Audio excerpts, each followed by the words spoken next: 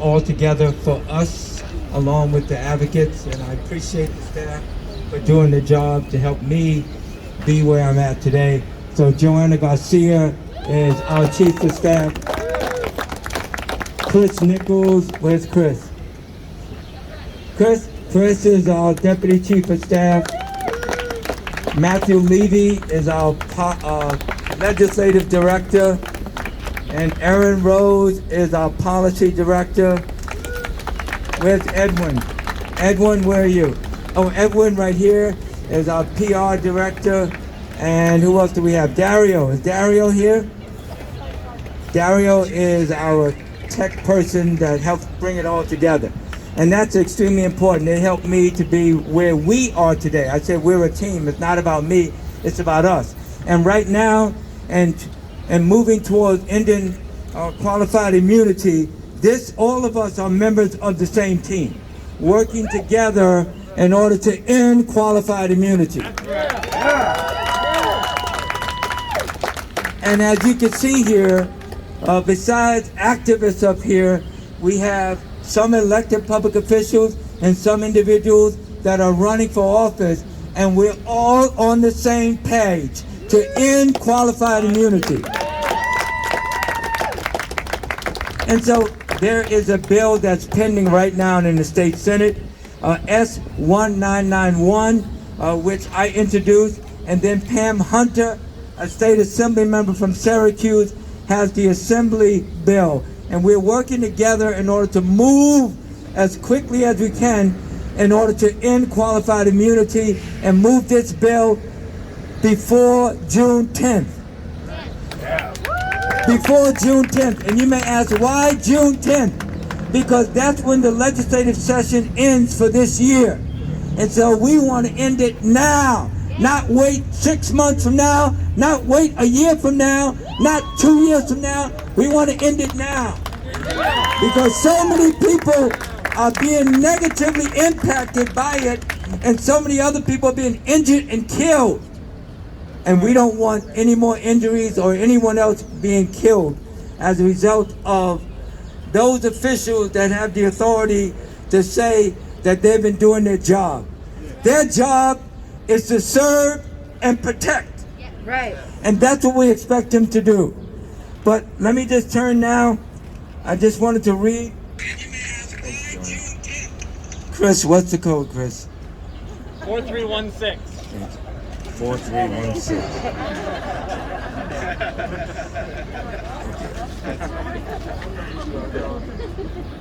So I want to just read this little card here. Who is giving out these cards? Are they up here or where? Okay. This card says, quick facts about qualified immunity. 1, it's a legal doctrine that shields police, correction officers, and other public officials from civil liability. And number 2, it blocks accountability when police and other public officials act with a shoot first, think later mentality. And number 3, S191 and A4331 would allow victims and their families to get justice when their constitutional rights have been violated. So what can you do? Call and email your New York State senators and assembly members and demand that they co-sponsor S991 and A4331, and also text, quote, go NQINY, and that's a go in qualified immunity. For more action, and then follow up on at EQINY for more action focused steps. So that's it in a nutshell. But we're going to have some fabulous speakers this morning that's going to talk to you about it. So our first speakers are Bobby Quackenbush from the Legal Aid Society to explain a bit more about qualified immunity. He knows much more than I do, but we're going to work together as a team to get it done. Bobby? Morning, everyone. I'm Bobby Quackenbush. I'm a staff attorney at the Legal Aid Society Prisoners' Rights Project, and I'm here on behalf of Legal Aid to enthusiastically support Senator Jackson's bill to repeal qualified immunity and end it in New York. Yes. So what does qualified immunity do?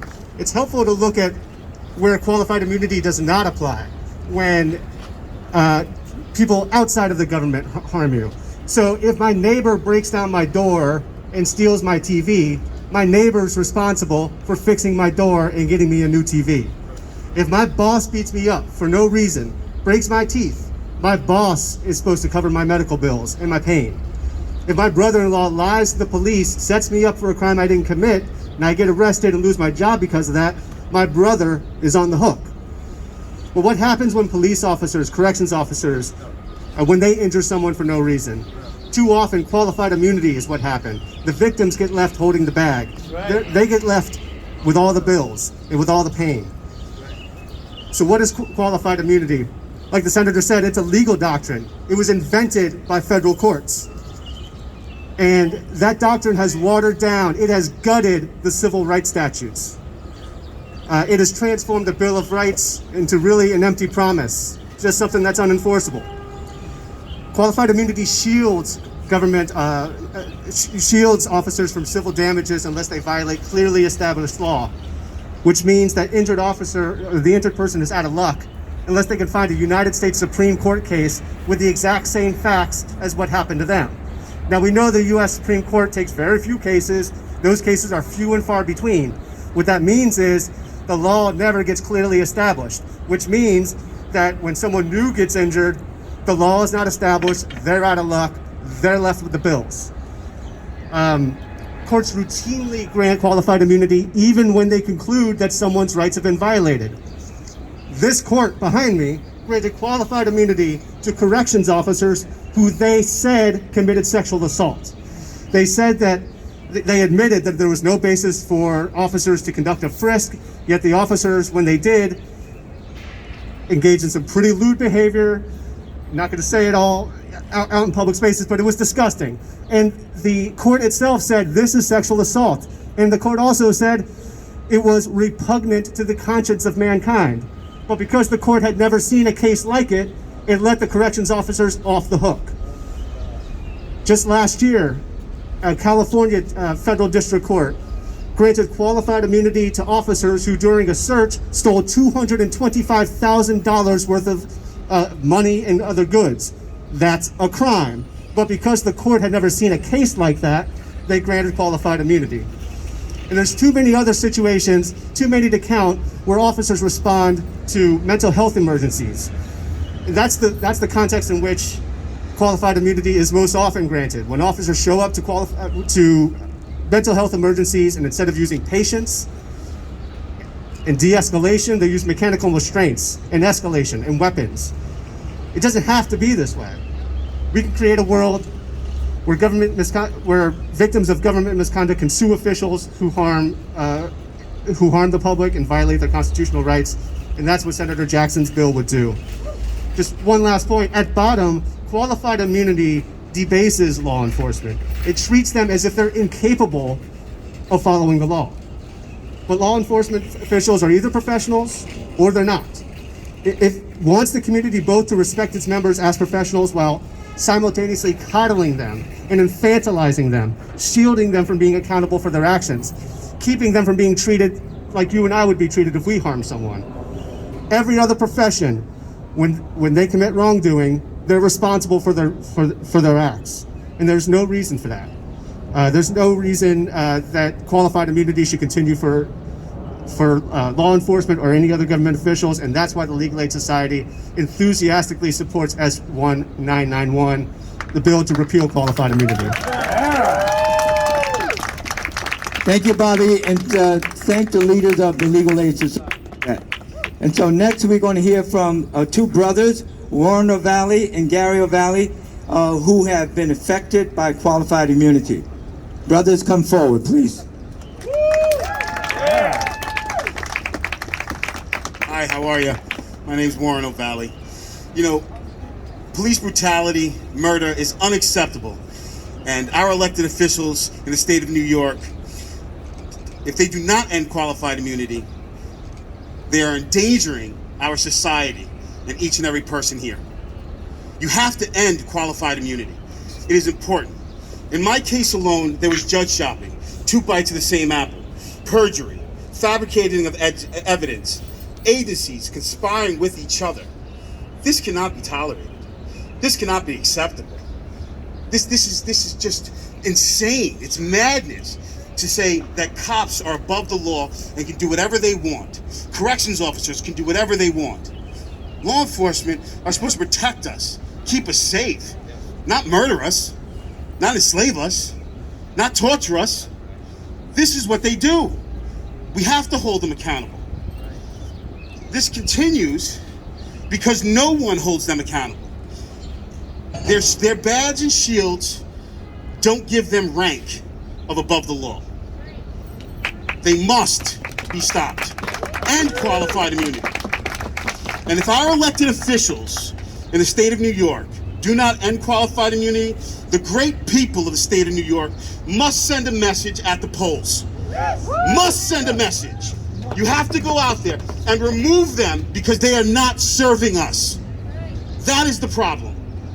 These elected officials serve us. They don't serve law enforcement, the special interest groups, the lobbyists, or the unions. They serve the people here in the state of New York, the great people. We must end qualified immunity. We cannot tolerate intolerance. If you do so, you have failed before you've begun. End qualified immunity.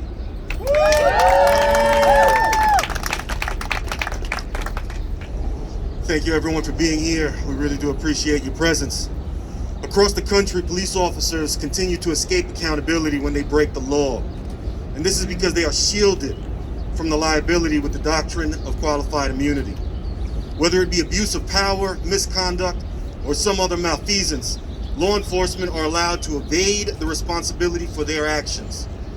Over the years, and especially recently, we have seen this escalate to allow police to violate constitutional rights with impunity, from unlawful traffic stops to acts of brutality and cruelty and even murder.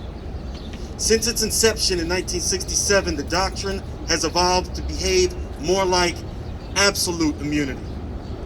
And it is in this space created by the courts that it is the most dangerous.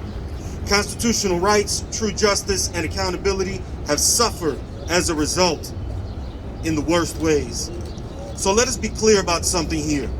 Immunity is not exoneration.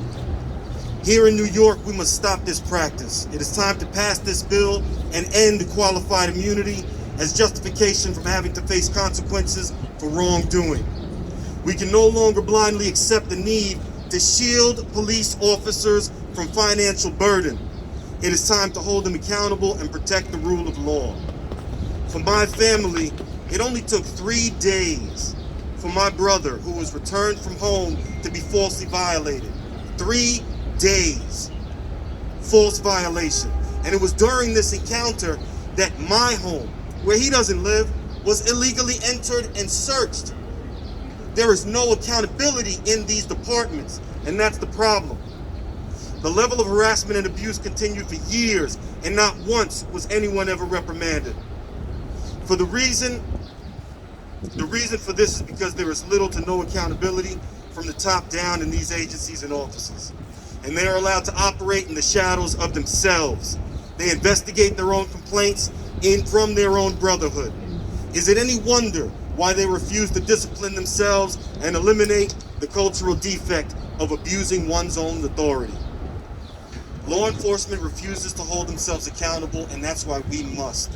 And that's why we must demand it from the courts, and we must demand it from our elected officials to make sure that they move forward and pass this bill.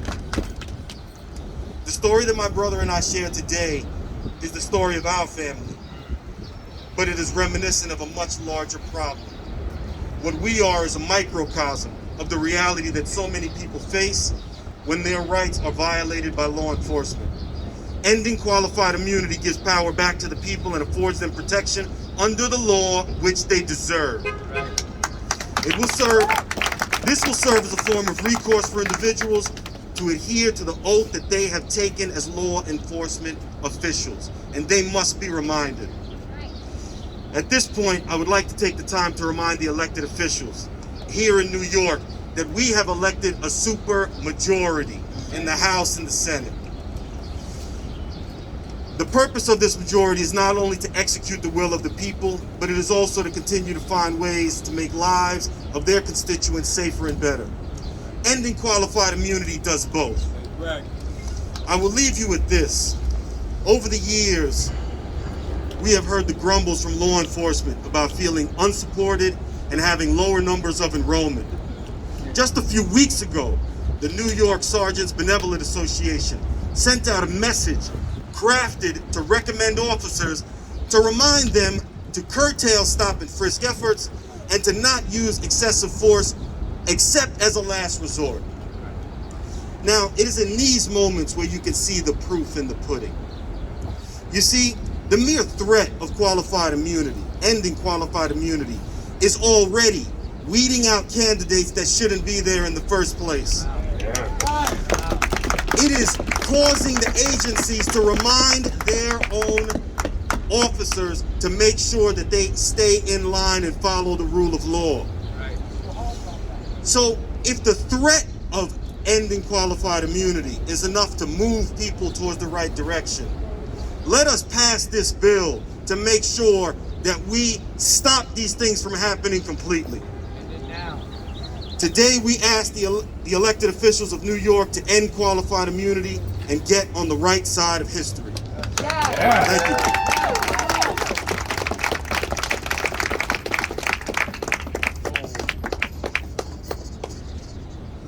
Thank you. It's always good to hear directly from people that have been negatively impacted as a result of the shield of qualified immunity. Our next speaker is going to be a state senator, my colleague, Brad Holman, who is the chair of the Judiciary Committee and a proud sponsor of the bill. Come forward. But I want to say also, when you talk about contacting your elected public officials, there are 18 senators on this bill, including myself. Now, mind you, there are a total of 63 state senators in the state Senate. There are 43 Democrats and 20 Republicans. I just give you the details, and you should know that, because that means that a lot of Democrats are not on the bill, and also a lot of Republicans. In fact, no Republicans are on the bill, and we want everyone on the bill, whether you're Democrat, Republican, or no party. Sign on to the end qualified immunity bill. And in the Assembly, there's less than that. So we need to work as a coalition to make it happen. Let me turn it over to my colleague, Brad Holman. Thank you so much, Senator Jackson. I'm State Senator Brad Holman. I just want to thank the advocates for their work, for the DA candidates in particular who are here, and for my colleagues in government for making this possible. You know, we have 10 days, Senator Jackson, 10 days left in this session, and I think we can do it, and I think we can get more and I think we can move this legislation, because it's already happening across the United States. It's already the case that ending qualified immunity is the next step in police accountability. It's already happening in states like New Mexico, Colorado, Connecticut. The bill's moving in places like Texas and California. This is a bipartisan issue. Having our civil servants held to the highest standards of public officers law is a bipartisan issue. We need to make sure that all of our members of our community are protected, and make sure that our officers, our public officers, including the police, have skin in the game. Have skin in the game. They need to know that if they do something wrong, they may have to pay for it financially. That's right. That's right. And that's what this is about. It's about justice. And as chair of the Judiciary Committee in Albany, I'd like to think we in Albany know something about that. So I'm very proud to be here, Senator Jackson, very proud to be a co-sponsor, very proud to work the next 11 days to make certain that we pass your legislation to end qualified immunity. Thank you so much. Thank you, Brad. And next we're going to hear from a mother whose fight for justice for her son is actively being blocked by qualified immunity. In fact, let me ask Darlene McDay to please come forward. There you go, my friend.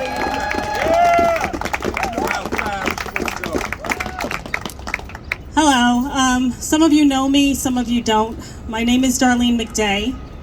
I'm affected by qualified immunity because my son Dante was in a correctional facility back in 2017.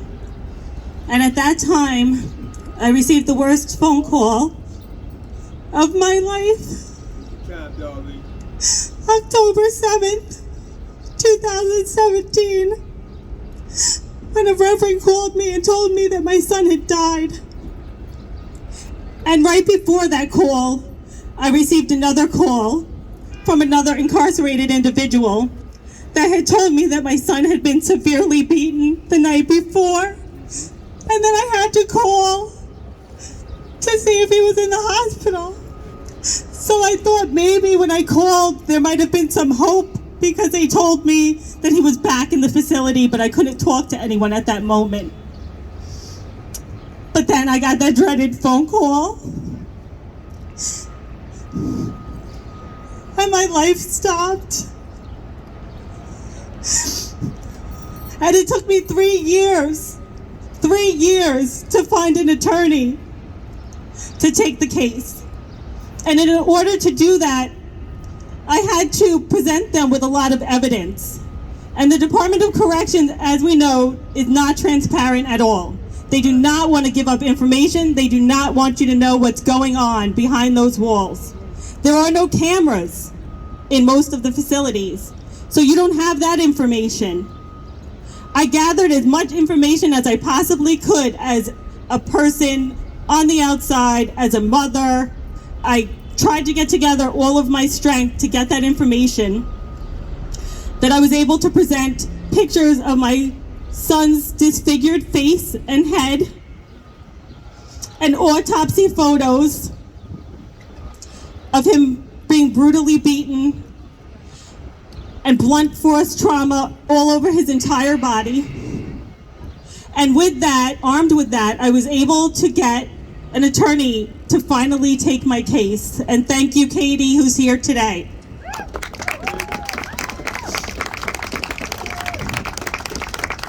So we're in federal court now, and we've been waiting on a motion for 8 months, and the officers are claiming qualified immunity, which qualified immunity should not even come into play here.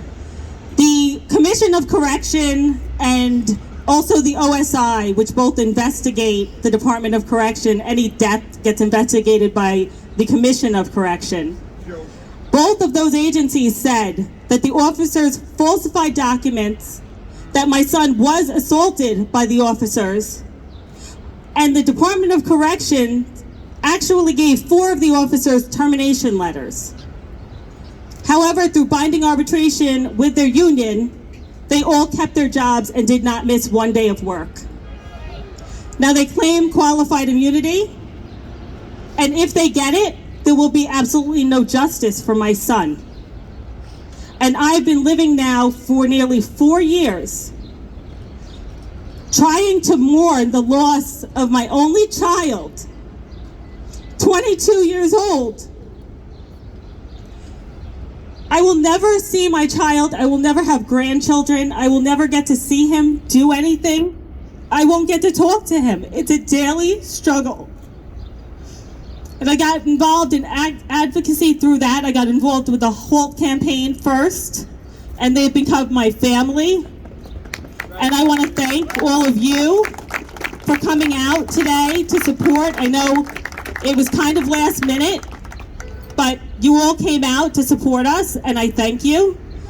Today was all about educate. Thank you. I love you all too. I couldn't get through this without you. I really couldn't. I thank God that I found you. But we have to get this legislation passed. No mother should have to go through what I went through and then be told essentially that her child's life could mean nothing because officers have this qualified immunity. and they're immune from any sort of accountability. People are marching in the streets all about justice and accountability. They need to get educated on qualified immunity, because qualified immunity is the biggest hurdle and barrier to getting any sort of justice and accountability. An officer could violate your civil rights and yet still not be held accountable just simply because of qualified immunity. Does that make any sense? No. You know, again and again, you see sometimes settlements in cases. And I don't want people to get confused with the fact that cases settle. Because remember, if a case settles, then there is no clearly established law that you will get out of that particular case, because it was settled. It didn't see a jury, it didn't see a judge, essentially. So we're in this circle over and over again where we don't have that clearly established law. And more, those officers can get away with murder. They get away with murder. And don't be fooled by the fact that Derek Chauvin was recently convicted. He was a sacrificial lamb, one of them that they were willing to give up. But don't be confusing that with the fact that we've won. We have not won, but we will win. I need everyone to get on the phone come Monday and call your senator. And if your senator is already co-sponsor on the bill, then you tell him to be a champion for the bill. You can't just sign up to co-sponsor a bill and not come out and not stand up and not talk about it. Qualified immunity needs to be talked about. Qualified immunity needs to be at the tip of everyone's tongue. Because again, we will not have any accountability unless we get rid of qualified immunity. Thank you.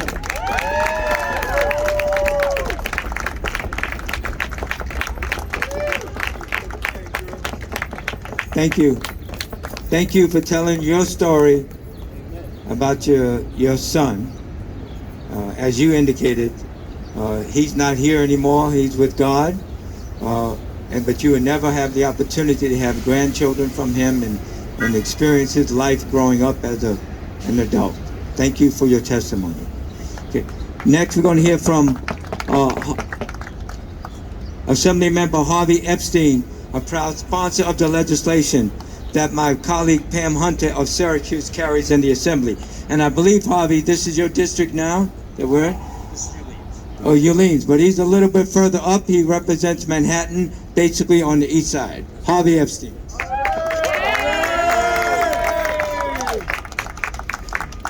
First of all, I know this story, it's hard to keep telling, and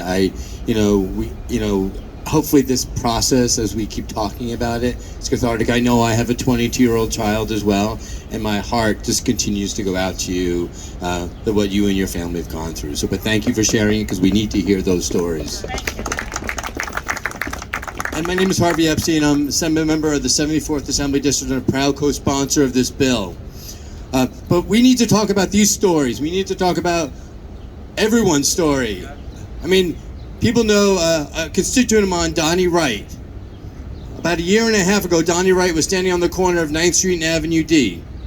Officers approached his friends in a really hostile way. So he stood on the corner and it's like, hey, leave them alone. Then Officer Garcia basically attacked and brutalized Donnie Wright. He put him in a chokehold. He's got lifelong health issues. And what were the consequences? We pushed and pushed to get Officer Garcia off the force. And we got a hearing date. And the day before the hearing, which was a likely result in the commissioner telling me he had to get kicked off the force, he retired. So he retired to get his pension. He retired to get a job doing the same thing someplace else, lives on Long Island, and retired because he knew there would be no other consequences. The consequences are for Donnie Wright and his family. The consequences are for all of us, because we then have to foot the bill, right? We have to pay the costs. We have to manage responsibilities for an action that that officer, if he was any other person, would have gone to jail for. Not only did he not go to jail, but he lost almost nothing. He kept his pension, he got another job, he kept his life, and Donnie Wright and his family can't move on. We need to see this as a social justice issue. Ending qualified immunity will make people think twice. Will make them think, well, I actually could lose my home if I do this. I may be held accountable for my actions if I do this. I may be responsible like every other New Yorker for things that I do that have negative impacts on others. And maybe we change this systemically. The only way forward is to end qualified immunity, change how we focus on the police, defund a lot of the functions of the police, and move forward in a better New York that talks about mental health issues and struggles and support, and not the over-policing that exists in New York and around the country today. I'm a proud supporter of this bill, but I'm a proud supporter of reforming our system that's broken and systemically problematic. And let's all remember, we designed this system. We designed this system. It was intended this way. We need to intentionally change it. Thank you all. Thank you, Harvey. We need more people in the assembly speaking up. Like you.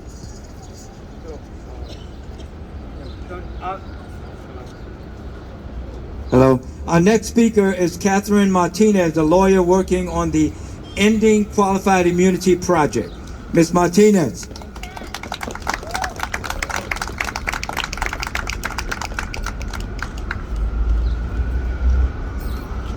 Good morning, everyone. I want to first thank End Qualified Immunity New York for organizing this event and Senator Jackson for sponsoring it. Thank you to all the advocates and impacted communities on the stage, in the audience, and listening from afar. My name is Catherine Martinez.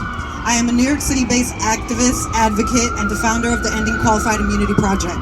I started this campaign a few days after the horrific murder of George Floyd in Minneapolis last year, in order to raise awareness about the Supreme Court invented doctrine that I learned about in law school, and to advocate for legislation to abolish it at the federal, state, and local level, so victims of police misconduct have a viable path to justice. Last year, George Floyd's death shocked the nation, sparking protests against police brutality and systemic racism across the nation, and triggering calls for widespread policing reforms, including the end to qualified immunity. About 1,000 people are killed each year by U.S. law enforcement. Less than 2% of fatal police shootings are criminally prosecuted, and only 8 officers have ever been held accountable for murder charges. Since 2005. Black and Latinx Americans are disproportionately impacted by the lack of police accountability. Black Americans in particular are more than 3 times more likely to be shot by a police officer than their white counterparts. Across the nation, law enforcement has continued to escape accountability from criminal prosecution, and again, when plaintiffs try to file civil actions under the Section 1983 Civil Rights Act. Congress passed the Civil Rights Act in 1871 during Reconstruction to empower newly freed Black Americans with a cause of action against official misconduct. The Supreme Court then gutted the Civil Rights Act by inventing the doctrine of qualified immunity and imposing an almost insurmountable burden on plaintiffs whose civil rights have been violated, unless they can prove that their rights were clearly established at the time of the violation. Qualified immunity shields police from accountability in civil actions, obstructs the pursuit of justice, and incentivizes a police culture of lawlessness that undermines the constitutional rights of every person in this country, but particularly marginalized Black and brown Americans who are already over-policed and underprivileged. I too have been impacted by police violence. On March 23, 2014, I was brutally assaulted by a group of 6 to 8 men in NYPD uniform who choked me and stripped me almost naked in a crowd of my peers as some filmed and others looked on. I ended up in the emergency room and was then charged with a felony assault on a police officer, a crime I did not commit. I was kept in custody over 24 hours, during which multiple officers at the precinct attempted to get me to wash off the evidence of their co-workers' assault off of my face and body. When I arrived to Central Bookings, a woman in NYPD uniform saved my life. She noticed my injuries, and I presumed the trauma on my face, which was not listed on my paperwork. She immediately demanded that the escorting officers go downstairs, correct the paperwork to include my injuries, and have it signed by the sergeant. I don't know who this woman was or why she decided to help a stranger that day, but I thank God that she did, and I can confidently tell you that that police officer saved my life. She is why I'm standing here today and able to tell you my story. But there are so many victims of police violence that do not have the same opportunity. So I rise today for Eric Garner. I rise today for Tamir Rice.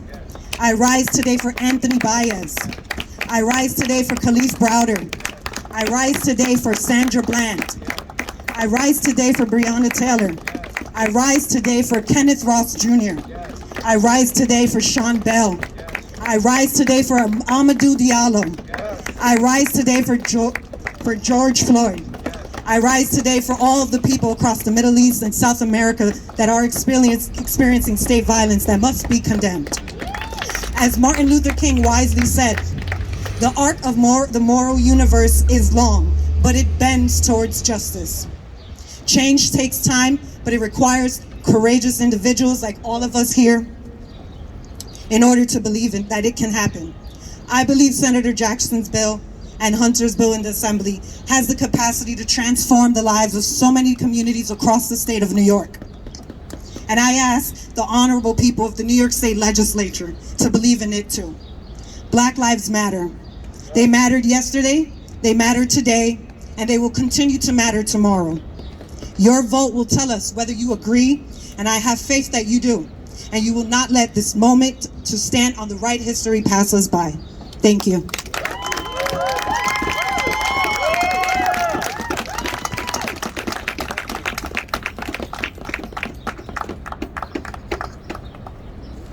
Thank you for your testimony here today at this press conference. And thanks the police officer who basically came to your rescue, as you indicated, that saved your life. Thank you. So our next, we have only four more speakers, so just stay with us. We have a couple of candidates that are also going to address us. The first one is Alvin Bragg, an attorney that's running for Manhattan District Attorney. Thank you so much, Senator Jackson, for all your leadership. Thank you all for lifting up your accounts. I wish we had the whole legislature here today. I don't know how they can hear these and not pass this bill, not tomorrow, but today. So I hope that they are listening on live stream. I know it's being recorded because these accounts, they have to look in your faces and explain to you why they won't pass this bill. So I'm honored to stand alongside so many people who have helped bend that arc.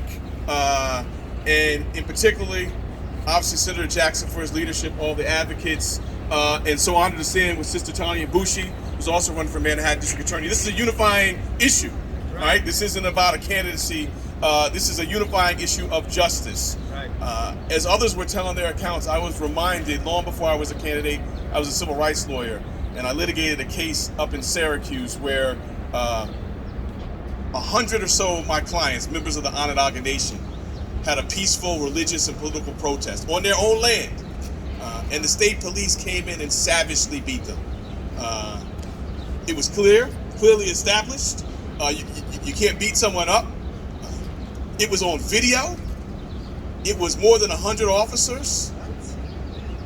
We litigated for years and years because of the doctrine of qualified immunity. It was preposterous. It was ridiculous, but that's what we did. So that's what this law does. It is dehumanizing. It is, as others have said, judge-made, can clearly be overruled by the legislature. This is a social justice issue, a fairness issue, an equity issue, a racial justice issue, and a public safety issue.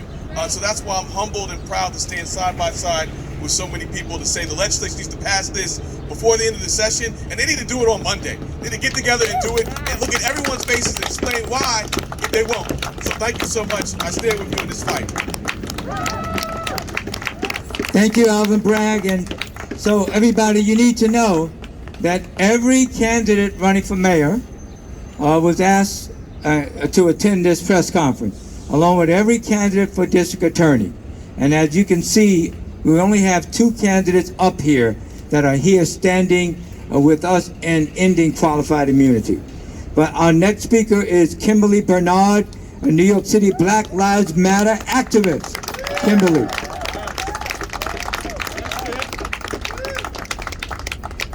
Thank you. I'm Kimberly Bernard. I'm an activist and organizer here in New York. On the heels of the George Floyd murder,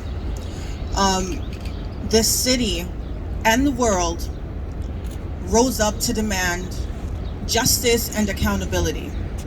Since then, many Black lives have been taken at the hands of police forces across this country drunk with too much power. Yes. Since then, too many Black lives have been taken, stolen by the thieving hands of mass incarceration. Yes. Many of these same senators claimed then and since then have continued to make claims that they stand with the people and that they believe that Black lives matter. What we are saying to you here today is, if you do in fact believe that Black lives matter, then put your vote where your mouth is. Yes. It is not enough to say that Black lives matter. We are not concerned with symbolism. We don't want Black Lives Matter painted on streets. What we want is to see those sentiments reflected in legislation and in our laws. Yes. If you believe that Black Lives Matter, then end qualified immunity. Yes. In order to change this system, this racist system, we have to tear it down brick by brick. The first brick is qualified immunity. If you believe that Black Lives Matter, then the people of New York are saying to you, prove it. Yes. Thank you.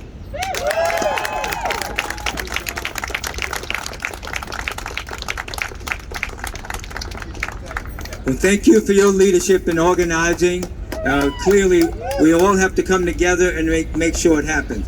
And obviously, when you ask a candidate to come to a press conference to end qualified immunity, I know people are busy. I know their schedules may have things that they feel are more important, but come out with a statement. At least a statement saying that you support it. And here's one example. Back in 2013, when everybody was running for mayor, Democrats and Republicans, we had asked a coalition to incorporate the 2 Muslim holiest holidays in the school calendar. And every candidate said yes, if they became mayor, that would happen. De Blasio was elected. The first year, did it happen? No. But there was no conflict with the calendar and our holidays. The second year, there was a clear conflict. But by that time, it had been incorporated into the school calendar.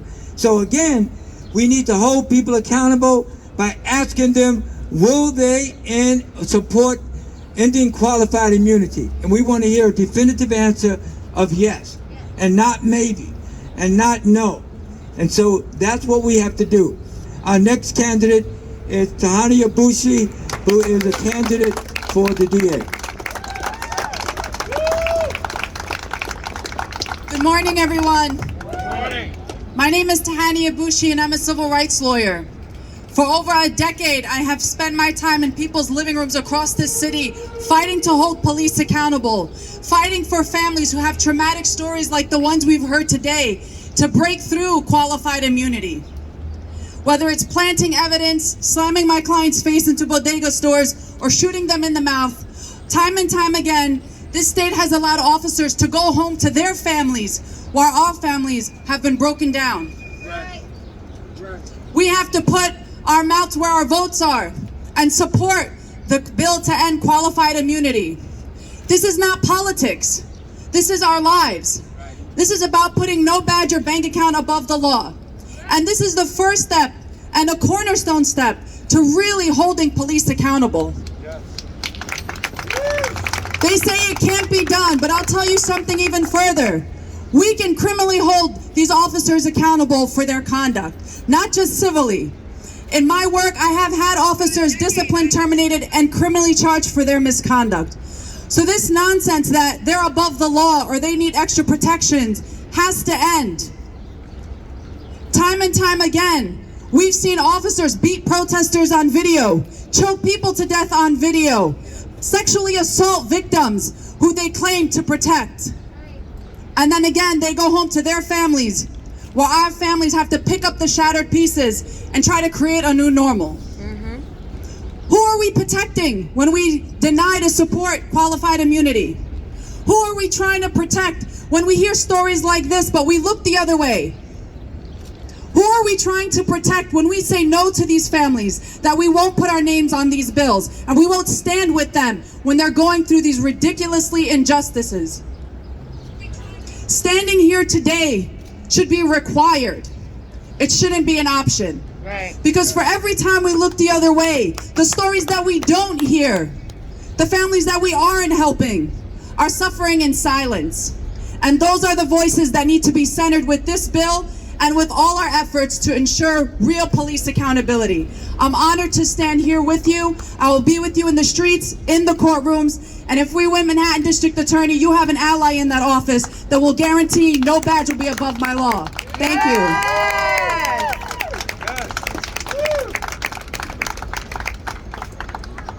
Thank you, and let me just say, it's important to invite people, and you know when they show up and they speak truth to what they're going to do is extremely important. So thank both candidates for appearing here today in order to help end qualified immunity.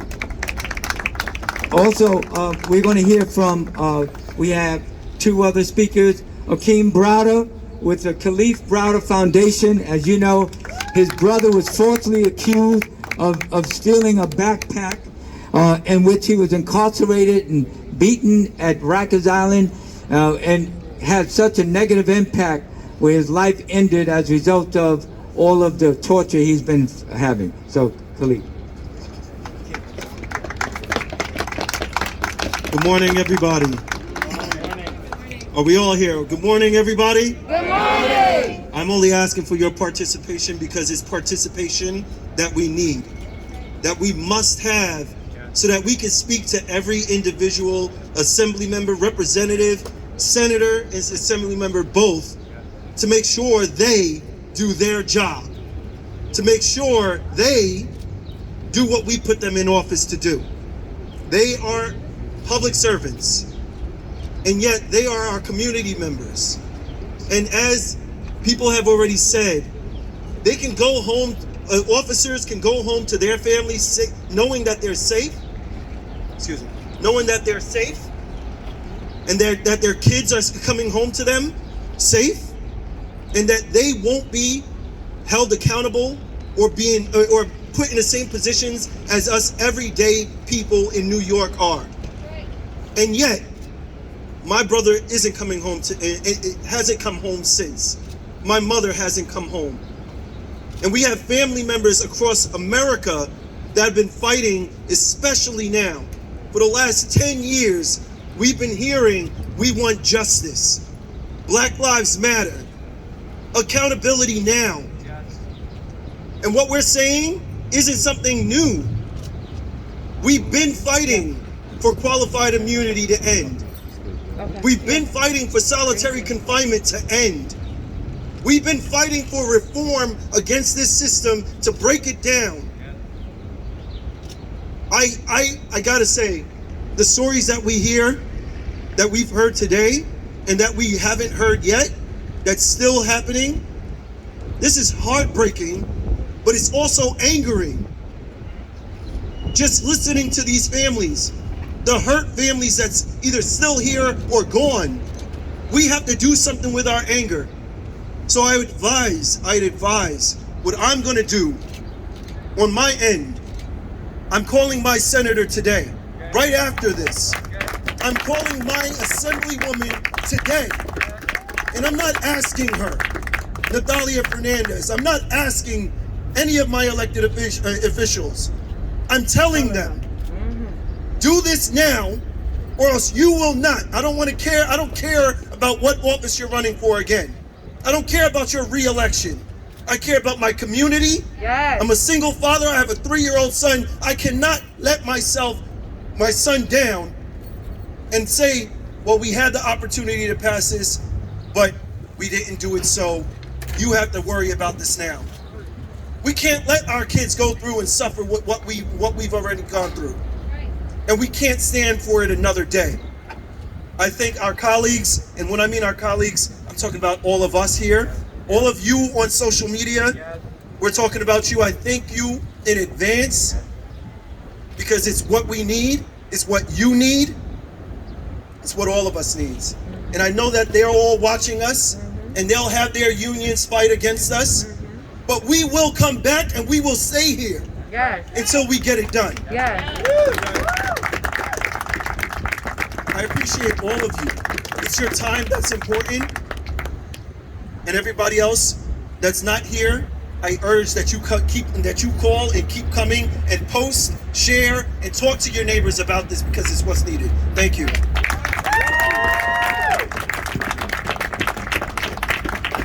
Thank you, Akeem. So our last speaker is Melania Brown, an activist and sister of Layleen Polanco, who died in solitary confinement at Rikers Island. Hello, everyone. First of all, I want to thank all of you for being here. You are who count. Without you guys, we would have nothing. My name is Melania Brown. As many of you know, my sister was Layleen Polanco. She died alone in solitary confinement on June 7th, 2019. My sister died while 3 correctional officers stood nearby laughing at her as she was gasping for her last breath of air. Right now, they're sitting home with their family members while my family is broken. While I continue to show up for them and for me and for my sister and for all of our lost ones and for all those families that are broken that are still collecting their pieces. See, what happened in my sister's case, it was because of the public pressure, because of you guys showing up, that it didn't get as far as qualified immunity. But the correctional officers did put in a motion for qualified immunity. If it wasn't for the pressure, if it wasn't for those calls, if it wasn't for us showing up every single day, they would have gotten away with it. And the sad part about it is that they still got away with it. The case was so rushed. It was one of the fastest settlements that I have ever seen myself. And I'm sure many of you can agree. Because of that fast settlement, these correctional officers got away with what they did. The mayor called out and said that he will end solitary confinement, and he lied. It's still going. He then moved to say that those correctional officers that watched my sister die will get suspended. I'm sorry, but my sister is dead. Internal punishment is not enough for me. They need to be held accountable for their actions. The same way that if we commit a crime right now, they could come and arrest us and drown us. It's the same way those rules should apply for them as well.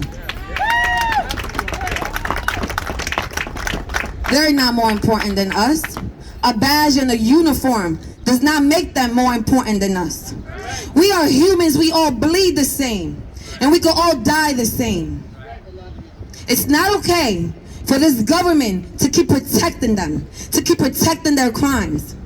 This government is a distraction, a destruction to the world. And it's time that we bring it to an end. It's time. My sister, she died alone alone. While 3 correctional officers, I released the video through NBC News. While 3 correctional officers stood there laughing at her.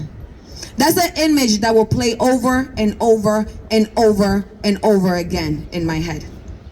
While that Christmas, I was grieving my sister. They were home opening up gifts with their families. When holidays and birthdays come, they're there with their siblings. While I'm home depressed, crying and talking to my sister. Nowadays, I carry my sister around my neck in ashes. I tattoo her in every spot on my body that I can find, because it's the only thing that makes me feel a little closer to her. But what really will bring justice to my family is no money, because this is premeditated murder money. They keep a whole vault to pay us out, to keep us silent. But I'm here and I'm a walking proof that they cannot keep me silent. They could take their money back. If they could bring my sister back, that's all I want. They will not keep me silent. There's no amount of money in the world. There's nothing that they can do. They could drag me. They could try to break me. And I will still come back from those ashes.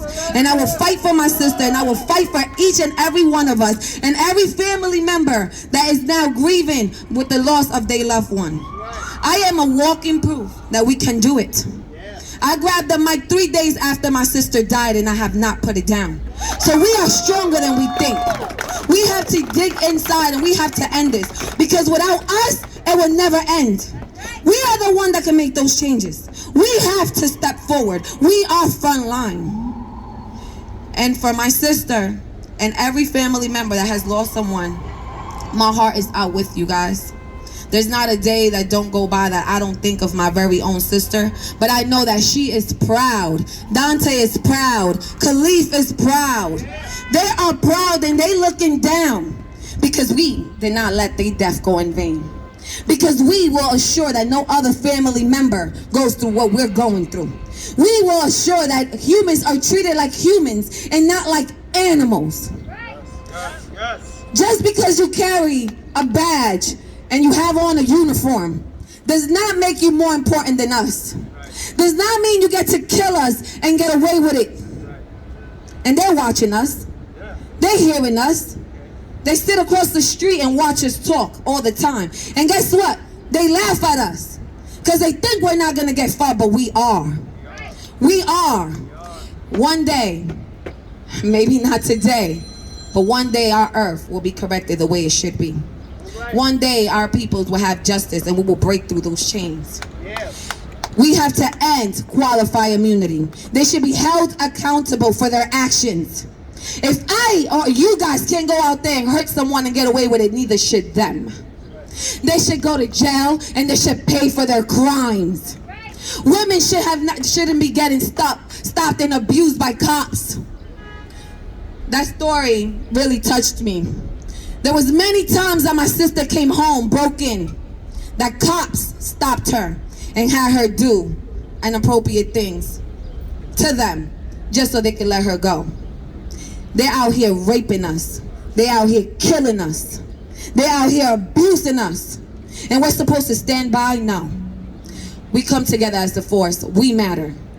And one could go far, but together is where change is made. Thank you.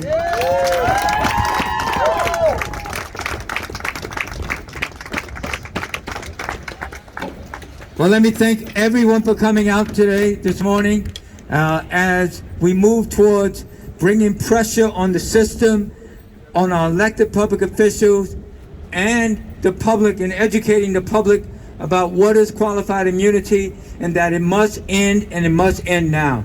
I want to thank the coalition and everyone who came, including only the 2 candidates for DA, Alvin Bragg and Tahani Abushi. Thank you both for coming out.